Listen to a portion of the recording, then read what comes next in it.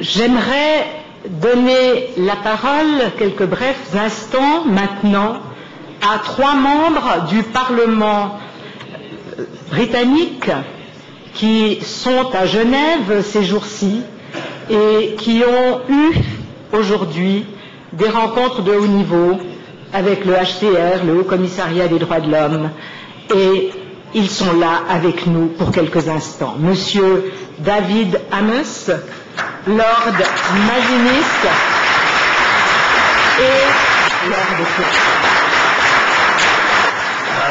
Madam Chairman, Madam Rajave, je parle français très mal.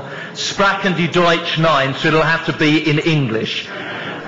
And I think the only message that I want to bring this conference is we left the United Nations in no doubt at all that it is entirely their responsibility as to what happens in Camp Ashraf. Thank you for your wonderful reception, and now I hand over to Beauty.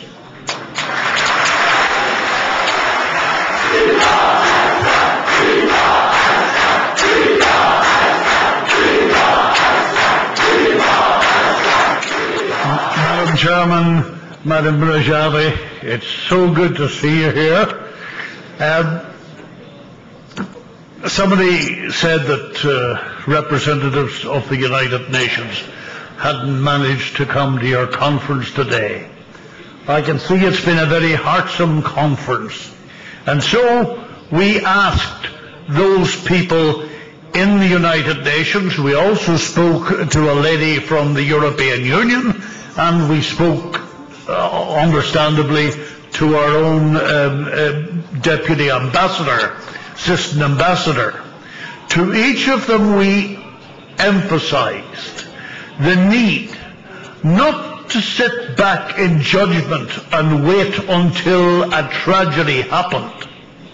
And we said, give us the guarantees, tell us that you will not take people, for example, out of Camp Ashraf in small groups with the idea that you'll disperse them here, there and elsewhere at the will of Nouri al-Maliki, but that you will in fact ensure that the interests of the entire community in Camp Ashraf is protected.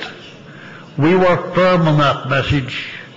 Mrs. Rajave, it's, as I said, a pleasure to see you here, supported by all these people who support you and what you represent. I'm happy to be one of those people, and I look forward, as do my colleagues, in doing everything possible.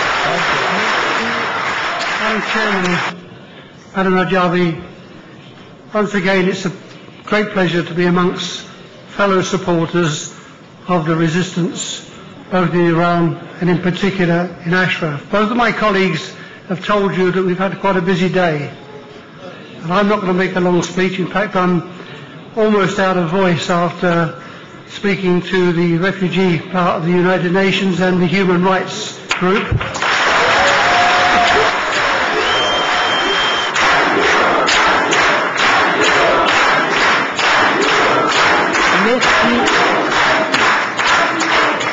Colleagues, I'm naturally an optimistic person, but today I feel a right to be optimistic about these changes we've had.